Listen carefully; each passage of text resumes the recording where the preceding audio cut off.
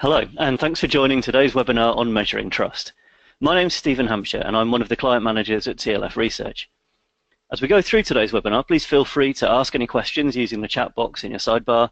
We may have time for one or two at the end, and we'll respond to all of them after the webinar.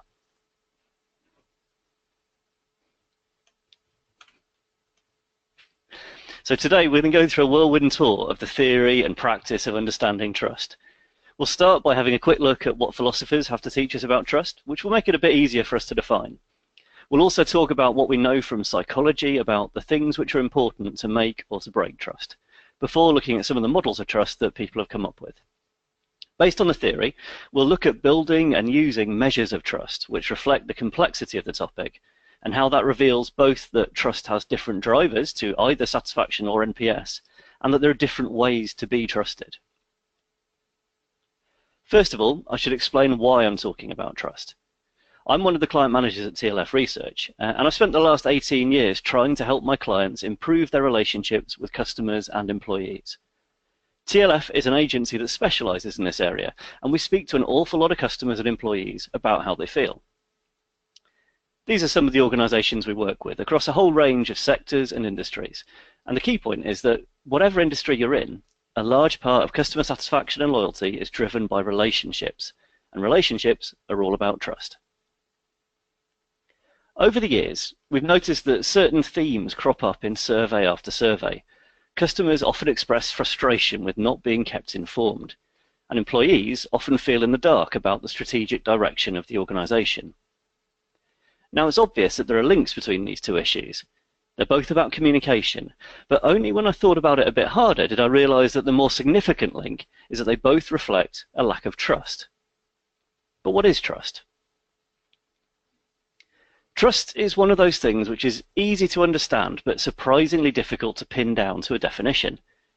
We asked people on our consumer panel to tell us what trust meant to them, and this is what they said. Some of the key concepts that came up were to do with doing what's expected, e.g. reliable, confidence, about honesty, so we have things like honest, integrity, truthful, and also about personal relationships, i.e. we trust someone, and there are also words in there like loyal and loyalty. Our panelists, as we'll see, have done a good job of reflecting the insights of philosophers, psychologists, and also business thinkers. Let's turn first to the philosophers. Their main insight for us is to distinguish between trustworthiness and trust. So if you're committed to doing something for someone, competent to do it and motivated to do it, then you're trustworthy in that context. But trust is about my judgment of your commitment, your competence and your motivation. I have to make a call about whether you are trustworthy, and that carries with it the risk of betrayal. So trust requires vulnerability. And that's crucial, because although we often talk about trusting inanimate objects, for example, this is an auto belay device that I often use when I go climbing, and you might say, if I was talking to a friend about it, I might say that I was trusting it with my life, but not according to the philosophers. I might be relying on it, but because there's no element of personal investment, no opportunity to be betrayed, there is no trust. Trust requires not just relying on something or someone to do their job, but also that emotional commitment to the idea that they care for you and have your interests at heart. That's crucial, as we'll come to see. Now let's look at some of the ways we make those decisions about who to trust. So we'll turn to the psychologists. We, as human beings, use a lot of heuristics to varying degrees. Some of them are pretty solid, such as our own experience or the experiences of people we know well. And beyond that, we might start to look for indicators such as reputation or social proof, things like 50 million Frenchmen can't be wrong, but also more irrational cues, like whether someone has the right kind of suit on and things like that. You may know, for example, that the sound a BMW car door makes when it closes is a carefully designed sound. That's just one example of the fact that brands are well aware of the power that tiny aspects of the customer experience and marketing can have on how people feel. Many of those details are explicitly designed to evoke trust. And in this case, what it's speaking to is a sense of quality and engineering to make us feel that we trust the way the car's been made. And typefaces can have a similar effect. A study in 2005 found that Baskerville is the most trustworthy and persuasive typeface, whilst Comic Sans is the least trustworthy, for good reason. When we look at the many customer experience surveys that we do for clients, we find the same PFIs, the same priorities for improvement cropping up again and again for organizations across all sectors. Keeping me informed, I've already mentioned, but we also find being on time, keeping promises, and problem handling are very common. And all of those, I would argue, are fundamentally about trust. Being on time and keeping promises fall under that category of reliability. Did you do what you said you were going to do? Dealing with problems is a key moment of truth because it's an opportunity for you to show how much you care. So that's more about caring. And keeping me informed is in a category of its own, really. It's a bit different because that's about your opportunity to build trust. If scores are low, it suggests that customers' level of trust is pretty low. Our research shows that conversations with your staff are by far the information channel which is most trusted by customers when they're looking to you to provide some information. And that's key.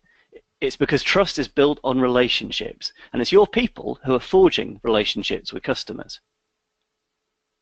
The importance of one-to-one conversations as a way to build empathy, and therefore trust, is hard to overstate.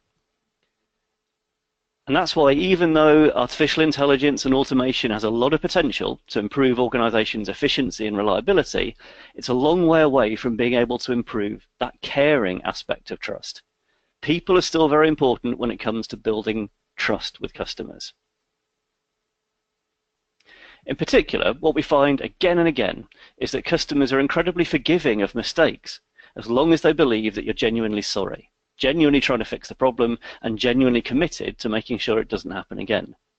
In trust terms, that means that a breach of reliability is forgivable, but a breach of caring may not be. So knowing that trust has at least two aspects, it's time to turn to the models that have been developed by various business thinkers. Three popular ones are the trust equation by Trusted Advisor, Ken Blanchard's ABCDs, and Stephen M. Covey's 4 cores. All three have something to teach us, and the first thing to think about is that a little bit of consideration reveals some strong connections between those three models. For a start, we can see that all three of them are addressing both the reliability and the caring aspects of trust, but they're able to break those ideas down a little bit. Reliability, the models show, is about both competence, so do you have the right skills, credibility, are you able, do you have the right capabilities, and also performance, do you consistently do what you say, reliability, dependable results. Caring, similarly, breaks down into personal connectedness, like, for example, the trust I have for my family, integrity, and whether I believe you have my interests at heart. So it should be obvious from what we've seen that trust is too complex an idea to be measured in just one question. Do I trust my brother? Well, yes I do, but I don't trust him to operate on my brain, or to turn up on time for that matter. He'd score pretty low for reliability.